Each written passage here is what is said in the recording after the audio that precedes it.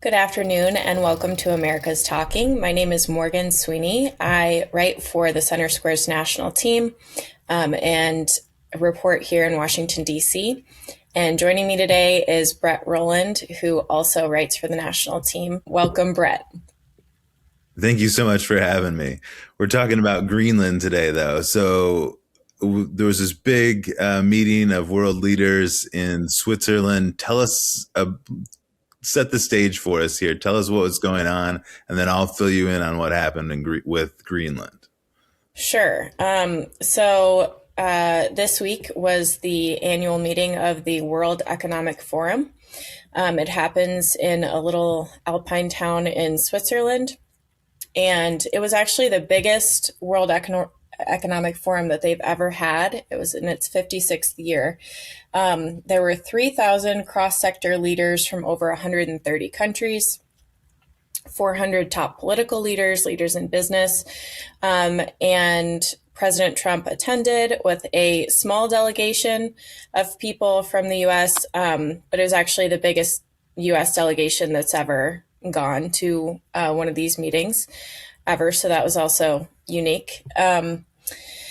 And yeah, like you mentioned, kind of the big question mark on everybody's mind with Trump attending was, is he going to talk about Greenland and what is he going to negotiate while he's there?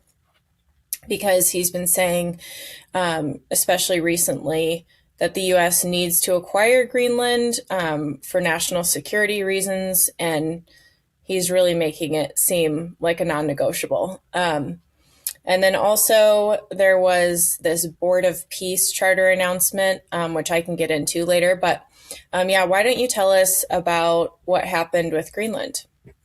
So Trump started the day essentially in a speech telling all these world leaders, these important folks, the world elite, that the U.S. must have Greenland, and it really seemed like there was no turning back. He said that Denmark, he said respectfully, couldn't protect the island from Russia and China.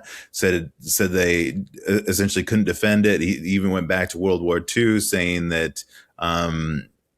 The U.S. Bailed out everyone then, and that everyone in that room would be speaking Russian or Japanese had the U.S. not intervened in the way that it did. So it said that he essentially said the U.S. must have control of it. And then hours after this speech, he met with NATO leader Mark Rutte, and everything changed. So very quickly, Trump had been planning to put tariffs on all of our European allies who had opposed his acquisition or his plans to annex Greenland. Those were set to go into effect February 1st. After meeting with the NATO leader, Trump changed course, said he wouldn't put any tariffs on our allies, and said that the framework of a future deal for Greenland had been reached. Now, we don't know what that means. He's released very few details, hasn't said very much other than that, the structure's underway. We've heard a few more things since then. Denmark's leaders have said, we can discuss politics, but we won't discuss the sovereignty of our nation. So that's not quite clear. There's been some suggestions that maybe this is going to be the U.S. might have sovereignty over its own bases in Greenland. Right now, it has one, but whether that's going to come to fruition, we just don't know yet. There's so little information out there. We just know that Trump has pulled back from what had seemed like the brink of like the fresh round of the trade war that started late last year, as we've been covering, and it looked like it was really going to ramp back up. Wall Street was spooked, although I think there was some confusion about what to make of it. But in the end, he pulled back, which was really pretty remarkable given how forceful that speech was in the morning. But that wasn't the only thing that happened over in Switzerland in that little ski town. You mentioned the Board of Peace. So this was a pretty big deal. This is for the second stage of, or phase two of what's happening in Gaza. Is that correct? Yes. So the U.S. actually kind of drafted up this Board of Peace months ago, and it was approved by the UN. But as a lot of things with Trump, it's just kind of grown bigger, it seems, at least in his mind. And actually, from what's coming together, than what was initially proposed. So the original idea was just that this board would exist for the reconstruction of Gaza, and making it like a peaceful place.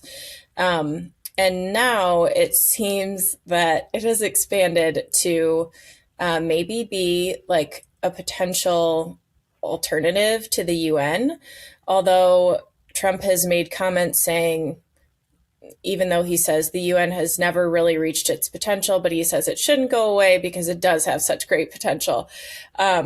So, yeah, but he's invited, I believe it's like 50 to 60 countries at this point, to be on the board. And about half of them have agreed so far. He's also going to chair the board. And he's also said that you can buy permanent membership on the board for $1 billion.